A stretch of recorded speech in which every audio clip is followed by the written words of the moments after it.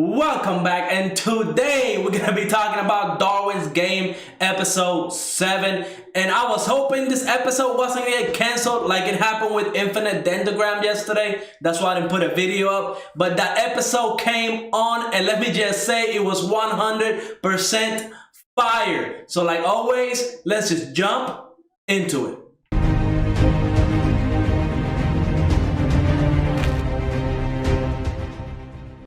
Episode 7 pretty much kicks off the whole fight between the 8th gang members and all of Kaname's group and little guild that they got going on. And, you know, we have to talk about the floors, okay? Because he was the opening of this episode. His whole fight with pretty much the second in command of the 8th clan and the other member that's supposed to be like the most powerful members in the clan aside from Wang, who's the leader. So the Flores pretty much went against both of them. And to say the least, I don't think he had a chance just because he was fighting his natural counter, like the dude that could just throw fire everywhere. And it was apparent really early on that while he killed all those people, I think it was like 20 plus early in the last episode, these two people were on a whole different level. They knew what they were doing. Their teamwork was on point, and they were able to take out the floors. But let me just say this. This dude went out with a bang, okay? They put a hole in his chest. He used his sigil to keep his heart pumping so he wouldn't die as fast. And on top of that, he brought the whole hotel down. He's like, yo, I'm gonna die, but if I'm gonna die, I'm gonna bring the whole thing down with me. Everybody in here is gonna die. And that's exactly why he did. So, you know, you gotta respect the Flores. Now, I kind of wish he would have gone away because his death, even though he wasn't in the anime very long, it kind of got to me a little bit.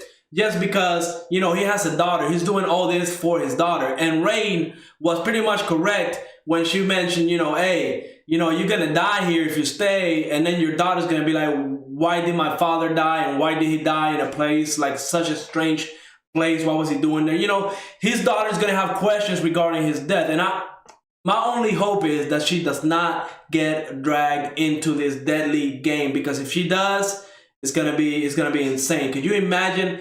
You know, he's doing all this so his daughter survives, and now she gets involved in this game where she could just die at any moment. That would just be insane. So I really do hope she does not get involved in any way, type, or any form, okay? She needs to stay in the hospital, she needs to get better, and hopefully she gets the happy ending that the Flores wanted for his daughter. But the rest of the episode was insane, because we see, you know, Kaname kind of pretty much evolving, right? He's getting that character development because from all the previous episodes, he was always the type of, you know, if he had to fight, he will fight. But, you know, he was always trying to be peaceful and not fight and, you know, just being that your generic good character. But in this episode, when the Flores pretty much brought the whole building down, you can see like a little darkness inside of him. Like he knows he's dead. Like, you know, Ryuji was saying, oh, he's still in there. Like, you know, Ryuji was concerned. But Kaname was like, man, that dude is gone. Let's go. We got to end this game right now. So he's all about ending this game, and he does not care. At least from the vibe I got, that he does not care how he's going to do it. He's just going to end the game, and if he has to kill everybody in that clan, I'm pretty sure he would do it. Because again, the opening, like when they both groups kind of confronted each other, and we'll talk about Rain because she's, you know, she's doing her thing too. But when both groups kind of were talking to each other, and Kaname was like, yo, let's negotiate. We don't have to fight.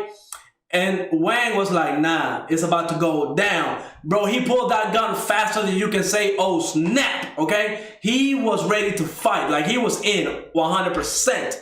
But Rain, now, she went in there kind of like Snake, kind of like, you know, a lone wolf going in there by herself. And I'm guessing she knew that Kaname, Shuka, and what's the other guy's name? Sui and Sota and Ryuji, they were all going to show up and rescue her. Or at least the plan was to group up, and she just got caught. Because, again, she was just unlucky that one of the members of the 8th clan had a sigil that could sniff out people. And, again, she was just unlucky. But she used her sigil to kind of avoid everybody and get away, and that's where she encounters Wang. And this dude is evil as hell because when he grabbed her, again, you gotta think Rain is only like, you know, she's not an adult, she's a kid.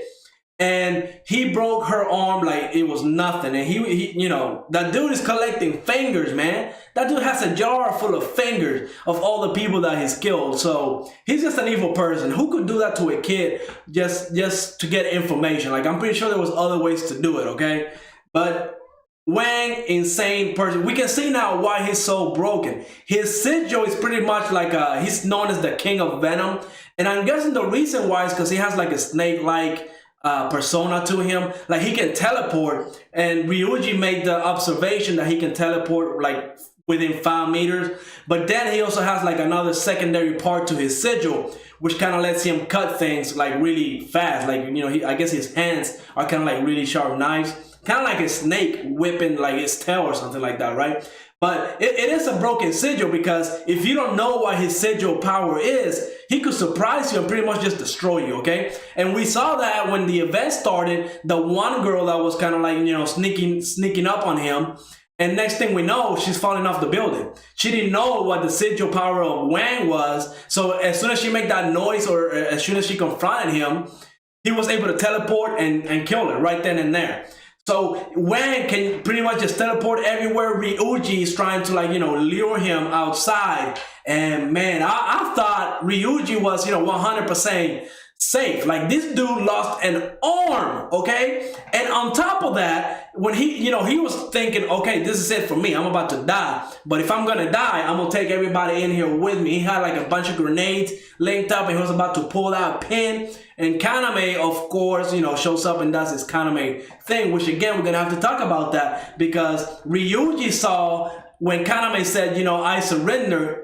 Again, this is the lie detector we're talking about. He automatically knew there was something up with that statement. I don't think Kaname is gonna surrender. I think Kaname is gonna literally turn off that switch, and he's just gonna go ham, and he's gonna I think Wang is going to get an ass beating from Kaname and the whole team. And we got to talk about the whole teamwork as well, right? Because, again, they rescued Rain from Wang. They threw that flashbang that I'm pretty sure Kaname was able to conjure up using his sigil power. And they rescued Rain. And Shuka, being the OP Shuka that she is pretty much just flying around like Spider-Man, stabbing people in the neck with her sigil, with the chains. But again, when she went to confront Wang was able to destroy those chains like that, quick, okay? So Wang is somebody to, be careful of. That dude is powerful. Don't get it twisted. I'm pretty sure he's going to go down, but somebody lost an arm already. So that sense of security that I had from the main group of characters, right? Because again, Ryuji is in the opening sequence of the anime, like the opening song and everything. And to me, he's like a main character now, right? Like, he's gonna join the clan the Kaname and Shuka are starting, along with Rain, Sui, and Suta. They're all gonna be in the same clan. So I thought plot armor was gonna be heavy for that group of characters. But this dude lost an arm. Now I hope it stays off like that, right? Like, I hope there's not a sigil power that'll come up and now that dude gets his arm back. Let's have some loss in this anime. That would definitely be a great, because now going on from the next episode, now I'm starting to think, okay, so Ryuji lost an arm. Somebody could die next episode, right? Because I was thinking that everybody was safe. Ryuji lost an arm. So next episode, I'm thinking, well, Ryuji lost an arm. So now nothing is going to happen. Everybody's going to be happy. Wang is going to be taken down, and I could be caught by surprise again, because somebody could very well get hurt or die. But we just gotta wait till the next episode. This episode was great. Next episode is about to go down for real, because I want to see exactly what Kaname is gonna come up with. We know Kaname is smart, and we know he's got a plan, because he wouldn't have just got in front of Wang and said I surrender without some sort of plan. And now Rain is also a key point of this whole event, because pretty much Rain figured out what the whole final item and location, I guess, is gonna be. She pretty much has like a secondary sigil, right? Like a second part to her original sigil, where she can just dive into like her inner self and kind of analyze data in large quantities. So the little sequence of numbers that she had, pretty much she, cross-referenced everything that she could possibly cross-reference with everything in human history, I'm guessing. And she got an answer to the whole thing, which it ended up being like a date for a book that released in like France or something. Like it was like a Darwin's Charles Darwin's book or something like that. And so I'm pretty sure we're gonna find out exactly what it is. We didn't really get what happened, but we did see that when she came out of her like inner self or whatever, and she said, you know, I figured it out. She was bleeding. And I don't think it was from any of like, you know, she just had her arm broken. I don't know why she was bleeding. Maybe using that power kind of puts like an internal, like, you know, her internal organs, or she starts getting random nosebleeds or something. But, you know, it's definitely something to be careful of. But next episode, 100% is going to be fire. I love this episode. I can't wait to see Kaname's plan because it's about to go down. So like always, go ahead and subscribe, leave a like, and I will see you on the next episode.